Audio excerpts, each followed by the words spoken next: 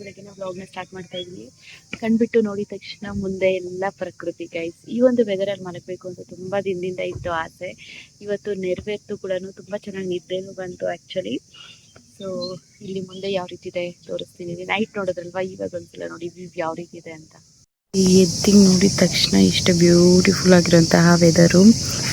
Sound ನಾನು ಯಾವಾಗಲೂ ಹೇಳ್ದಂಗೆ ನೇಚರ್ ಸೌಂಡ್ ಅಂತೂ ಯಾವತ್ತೂ ನಾವೇನು ಕಮೆಂಟ್ ಮಾಡೋಕ್ಕೆ ಆಗಲ್ಲ. ಪೀಸ್ ಆಫ್ ಮೈಂಡ್ ಕೊಡುವಂತಹ ನೇಚರ್ ತುಂಬ ಚೆನ್ನಾಗಿದೆಯಲ್ಲ.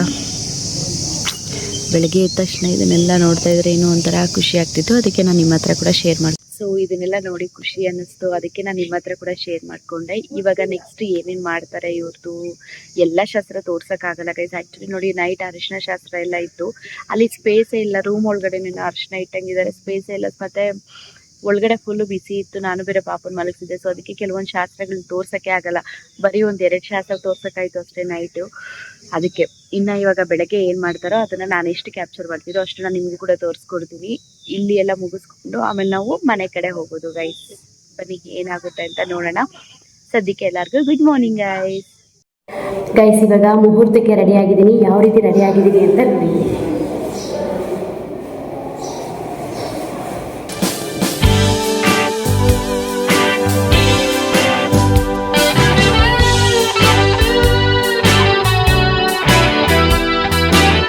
ನನ್ನ ಇಬ್ಬರು ಹೀರೋಸ್ ಹೆಂಗೆ ರೆಡಿ ಆಗಿದ್ದಾರೆ.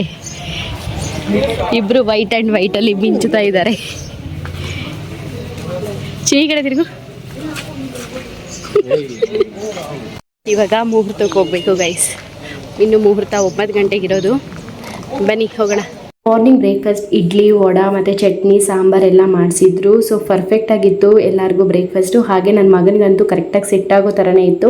ಬಿಕಾಸ್ ಅವನು ಜಾಸ್ತಿ ಸ್ಪೈಸಿ ತಿನ್ನಲ್ಲ, ಅದಕ್ಕೆ ಸರಿ ಅಂತೇಳ್ಬಿಟ್ಟು ಇಡ್ಲಿ ಸಾಂಬಾರಲ್ಲಿ ತಿಂದಿಲ್ಲ ಅಂತೇಳ್ಬಿಟ್ಟು ಕರ್ಡ್ ಹಾಕ್ಸ್ಕೊಂಡು ಅವನಿಗೂ ತಿನ್ನಿಸ್ಬಿಟ್ಟು ನಾವೆಲ್ಲರೂ ಬ್ರೇಕ್ಫಾಸ್ಟ್ ಮಾಡಿಕೊಂಡು ಇವಾಗ ಮದುವೆ ಗಂಡು ಏನು ಮಾಡ್ತಿದ್ದಾರೆ ಅಂತ ನೋಡೋಕೆ ಹೋಗ್ತಿದ್ವಿ.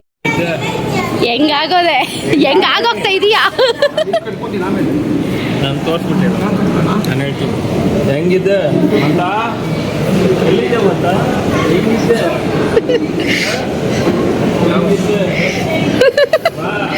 ಇಷ್ಟು ದಿನ ಇವ್ರನ್ನ ಮದುವೆ ಗಂಡು ಬಂದ್ಬಿಟ್ಟು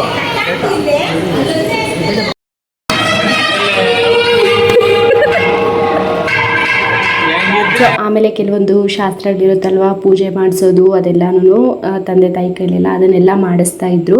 ಸೊ ಸ್ವಲ್ಪ ಹೊತ್ತು ಅದನ್ನೆಲ್ಲ ನೋಡ್ಕೊಂಡಿದ್ವಿ. ಬಟ್ ಆದರೆ ಒಳಗಡೆ ಕುತ್ಕೊಂಡಿದ್ರೆ ಅಪ್ಪ ಎ ಸಿ ಆದರೂ ಇದ್ದಿದ್ರೆ ಚೆನ್ನಾಗಿರೋದು ಅನ್ನೋ ಫೀಲ್ ಬರ್ತಿತ್ತು ಗೈಸ್. ಆ್ಯಕ್ಚುಲಿ ಏನು ಗೊತ್ತಾ, ಈ ಕಡೆ ಎಲ್ಲ ಇದ್ದಿದ್ದು ತುಂಬಾ ಬಿಸಿಲು. ಸೊ ಅದಕ್ಕೇನೆ ಎಲ್ಲರೂ ಫ್ಯಾನುಗಳೆಲ್ಲಿದೆಯೋ ಅದ್ರ ಕೆಳಗಡೆ ಜನ ಕೂತಿದ್ರು. ಇನ್ನು ಉಳಿದಿದ್ದ ಹತ್ರ ಎಲ್ಲ ಖಾಲಿ ಖಾಲಿ ಇತ್ತು. ನಾನು ನನ್ನ ಹಸ್ಬೆಂಡ್ ಇಬ್ಬರು ಅದೇ ಥರ ಮಾತಾಡಿಕೊಂಡು ಸ್ವಲ್ಪ ಹೊತ್ತು ಟೈಮ್ ಸ್ಪೆಂಡ್ ಮಾಡ್ಕೊಂಡಿದ್ವಿ. ನಮ್ಮ ಪಾಪು ನಿಜ ಹೇಳಬೇಕಂದ್ರೆ ಈ ಸಲ ಸ್ವಲ್ಪ ನಮ್ಮನ್ನು ಕೇರ್ ಮಾಡೋ ಥರ ಇದ್ದ ಗೈಸ್. ಅಂದರೆ ಅವ್ರು ಕಾಟ ಕೊಟ್ಟಿಲ್ಲ ಅಂದರೆ ನಮ್ಮನ್ನು ಕೇರ್ ಮಾಡೋ ಥರನೇ ಅರ್ಥ. ಸೊ ಮದುವೆ ಗಂಡಂತೂ ಫುಲ್ಲು ಜೋಶಲ್ಲಿ ಇದ್ದರು. ಸೊ ಆ ಒಂದು ಕ್ಲಿಪ್ಸ್ನ ಕ್ಯಾಪ್ಚರ್ ಮಾಡ್ತಿರ್ಬೇಕಾದ್ರೆ ನನಗಂತೂ ನಗು ಬರ್ತಾಯಿತ್ತು ಅಂದರೆ ಹಂಗಿಂಗೆ ಬರ್ತಿರ್ಲಿಲ್ಲ.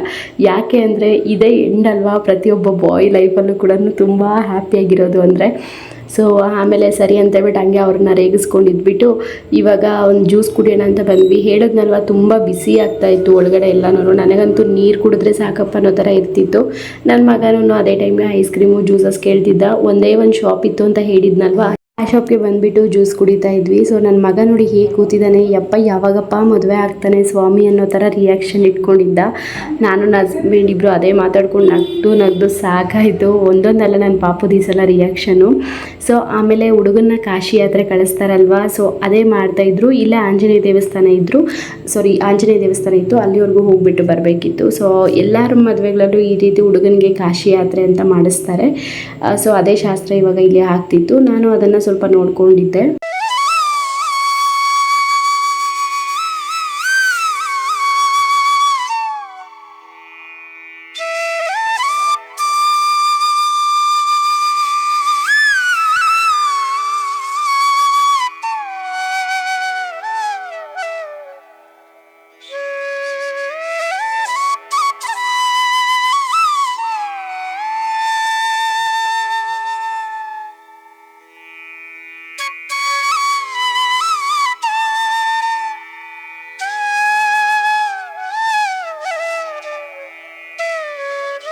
ಆಮೇಲೆ ಇಲ್ಲಿ ನಮ್ಮ ಪಾಪು ಏನೋ ಕೇಳ್ತಿದ್ದ, ನಾನು ಅವನ ಗದರ್ಬಿಟ್ಟೆ ಅಂತ ಹೇಳಿಬಿಟ್ಟು ನೋಡಿ ಮುಖನ ಹೆಂಗೆ ನೋಡ್ತಾ ಇದ್ದಾನೆ. ನಾನು ಅವ್ನು ಹಂಗೆ ನೋಡ್ತಾ ಇದ್ದರೆ ನನಗೆ ನಗು ಕಂಟ್ರೋಲ್ ಮಾಡ್ಕೊಳಕ್ಕೆ ಆಗ್ತಾನೆ ಇಲ್ಲ. ಸೊ ಅವ್ನು ಯಾವಾಗಲೂ ಹಂಗೆ ನಾನೇನಾದರೂ ಬೈದ್ಬಿಟ್ರೆ, ಇಲ್ಲಾಂದರೆ ನಾನೇನಾದರೂ ಬೈತಿದ್ರೆ, ಕೋಪ ಮಾಡ್ಕೊಂಡಿದ್ರೆ ಹಿಂಗೆ ಕಣ್ಮೇಲೆ ರೆಪ್ಪೆ ಹಾಕ್ತಿದ್ರೆ ನನ್ನ ಮುಖನೇ ನೋಡ್ಕೊಂಡು ಇದ್ಬಿಡ್ತಾನೆ. ಸೊ ಅದನ್ನು ನನ್ನ ಹಸ್ಬೆಂಡ್ಗೆ ಹೇಳಿದೆ ಕ್ಯಾಪ್ಚರ್ ಮಾಡೋಕ್ಕೆ. ನನಗಂತೂ ನಗು ಕಂಟ್ರೋಲ್ ಮಾಡ್ಕೊಳ್ಳೋಕ್ಕೆ ಆಗಿಲ್ಲ. ಆ್ಯಂಡ್ ಅವನ ಆ ಥರ ನೋಡ್ತಾ ಇದ್ದರೆ ನನಗೆ ತುಂಬ ಹೊತ್ತು ಕೋಪ ಮಾಡ್ಕೊಳ್ಳೋಕ್ಕೂ ಆಗಲ್ಲ ಅವನ ಮೇಲೆ. ಮೇ ಬಿ ಇದನ್ನೇ ತಾಯಿ ಪ್ರೀತಿ ಅಂತಾರೆ, ಮಗನ ಪ್ರೀತಿ ಅಂತಾರಲ್ವಾ.